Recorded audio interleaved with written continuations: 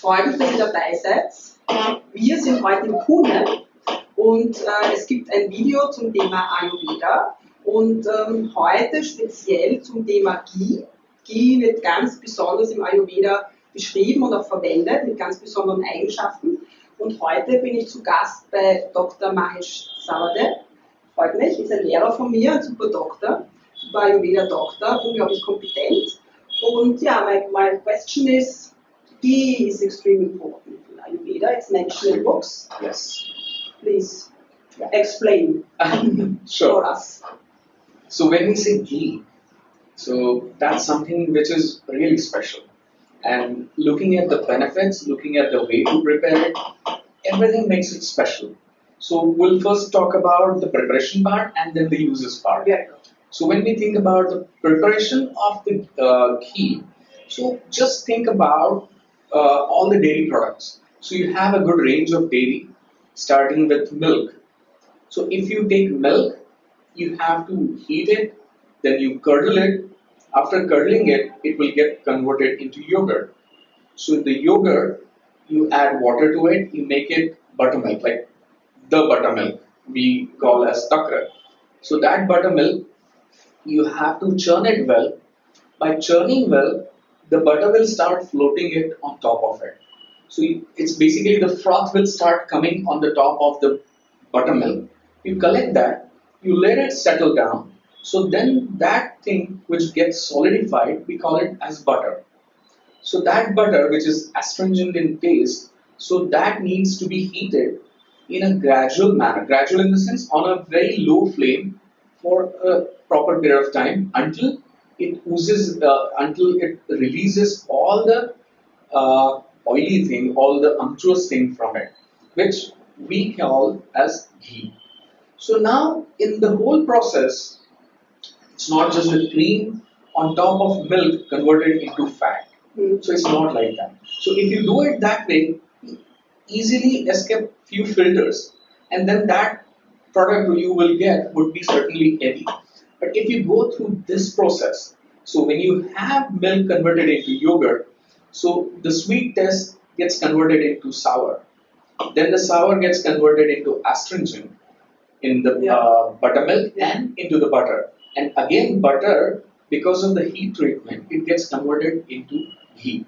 So when you go through these processes, so you have different filters which make the ghee, even though it is a fatty substance, it makes it lighter.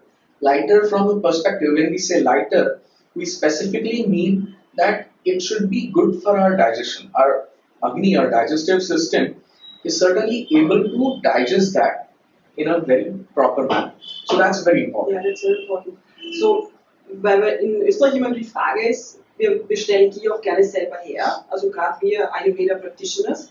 Und es ist leicht zum Herstellen. Es gibt auch Videos, wo ich Ghee selber herstelle. Also wer Lust hat, kann sich das gerne anschauen. Because there is a video I've made Ghee. Yeah.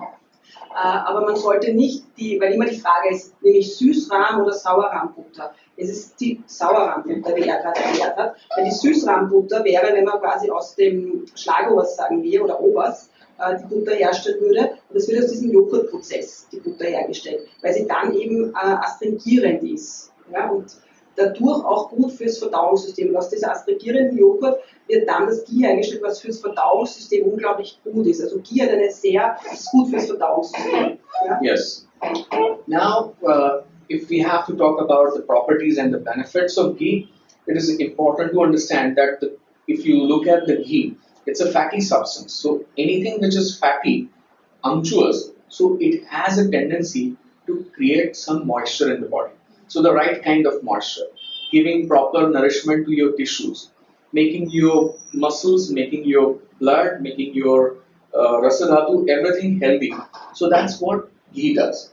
So that way, when you have ghee on a regular basis, you will get benefits of all the dhatus, all the tissues.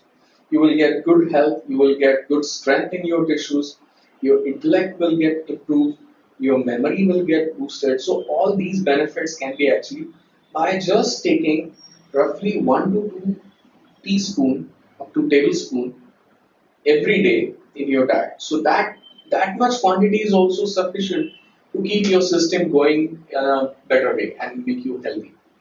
So that's how ghee can be used. Also 1 bis 2 Teelöffel Ghee jeden Tag sind einfach unglaublich gut für, wir sagen im Ayurveda gibt es die Dhatus, 7 Dhatus und auch Gewebe. Das ist sehr nährend, das Ghee eben, das sehr gut nährt, aber auch gut, um Kraft zu geben, aber auch fürs Gedächtnis. Also Ghee hat eine unglaublich gute Wirkung. Yeah. And more specifically for women who are undergoing menopause, they experience hot flashes, they experience heat in the body. So that's the period when they have ghee in their diet, not as a whole, but they can use ghee as a cooking medium. So then they cook certain things with ghee in it. So that becomes a healthy recipe for compensating the heat inside the body. So that benefits them in menopause. So that will be very effective. Also für Menopause, da haben Frauen oft Hitzewallungen, also Hitzeschübe, und Ghee hilft hier unglaublich gut. Ja? Yeah. Another important thing, which is nowadays, if you see, which is very common, like people, because of various reasons, because of exposure to different kinds of chemicals, different kinds of paints, different kinds of old pipes. So people have been found, like we see people who show certain kinds of toxicity in their bodies. Like some would say, I've got lead toxicity, I've got this other kind of toxicity. So for metal toxicity, for different other kinds of toxicity, consumption of ghee in your diet is so beneficial. When you have it on a very in a very proper quantity on a regular basis, it somehow metabolizes the toxins in your body. It helps you get rid of your toxins. Your metabolism gets improved, and eventually you will notice that the toxicity which you have found earlier, so that will get completely clear. Also entgiftende Wirkung. Ghee hat eben wirklich diese entgiftende Wirkung und schwemmt die Giftstoffe aus dem Körper. Yes. So these are like the most common benefits of ghee when you have it on a daily basis or the regular basis. Other important aspect in the field of Ayurveda, so ghee is also used as a medicine. So ghee has excellent benefits as far as a part of medicine is concerned. It acts as a vehicle for different kinds of Ayurvedic herbs. So you mix them with herbs and you have them, so the efficacy of the herbs will get double or the effects will get potentized. So that's how it can be beneficial. Other important aspect, which is like a short incident from history, like in old days, whenever in the wars, whenever there were wounds, there are different kinds of cuts and wounds were there. So the healing of the wounds would certainly be possible with the help of ghee. Okay, also Ghee auf Wunden zu schmieren hilft unglaublich gut auch. Also jetzt hat er erzählt, so geschichtlicher Background, da wurde das auch wirklich verwendet auf Wunden oder starke Verletzungen. Ja. Yeah, and the ghee, what you prepare, so you can store it. Like, I mean, when you want to use it externally for wounds, so there are different types of ghee, like Purana Ghrita, Mahaghrita. So these are the ghee which are stored for many years. So when it is stored for 100 years, that particular ghee will have more specific qualities as far as healing of the wound is concerned. So in the history, you will find references about this kind of ghee used for healing of the wounds. Okay, also je älter das Ghee, desto höher die Qualität.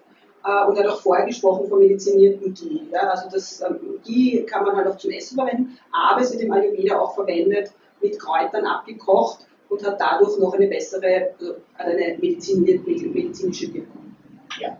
And we touched the topic about menopause, but in the same way, for those who are using ghee on a regular basis, so we can notice a very specific benefit on their overall health.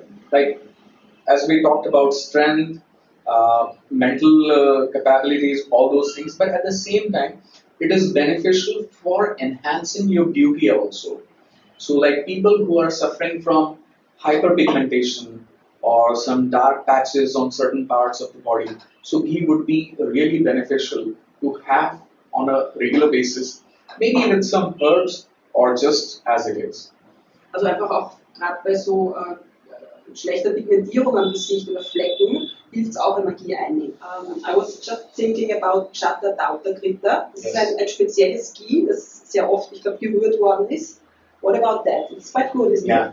Ghrita, when we say it is like 100 times washed ghee.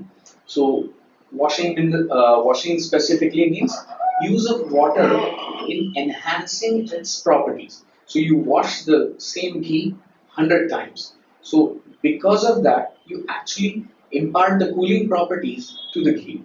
So then ghee becomes potentized from cooling perspective. So it becomes a cooler version of ghee and it benefits in pitta aggravation.